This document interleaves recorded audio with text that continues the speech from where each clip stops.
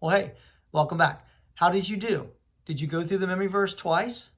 You think you did okay the second time? Good. Did you enjoy the video learning about John Mark? It's interesting that he knew Luke. He met Luke, the writer of the Gospel of Luke in the book of Acts, the one that we're studying right now. So John Mark, met Luke, and Luke sort of picked his brain of information that John Mark had gotten from Peter secondhand. So Luke and Mark, if you look at those two books, they're very similar in some places because Luke's getting information from Mark that Mark got from Peter. So it's kind of interesting historically knowing that when you read those books. Next time you read Luke or Mark, think about that. And remember that Mark was a very young man hearing all this secondhand from Peter. And I thought it was kind of interesting that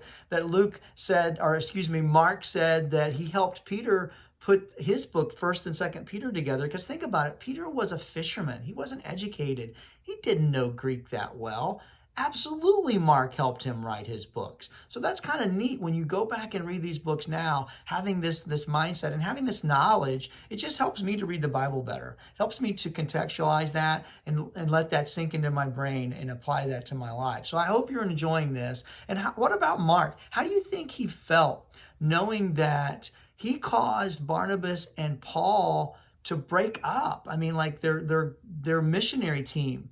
And Barnabas wanted his cousin, to give his cousin forgiveness and to bring John Mark back into their group. And Paul was pretty hard-headed. And Paul said, no, he's let us down when we needed him the most. I'm not going to rely on him anymore. So Paul goes with Silas, and Barnabas picks up with Mark. And then so there's two different groups at that time. And God used that. God knew that was going to happen. People sometimes just don't get along, but God used it. So now instead of having one missionary team of 3, there's 2 missionary teams of 2. So that's how the gospel was able to spread. I just think it's fascinating knowing all this from a historical standpoint when I read these books. These are real life people. And what about the collaboration? And I can see your collaboration comments now. That's something that Nearpod just added.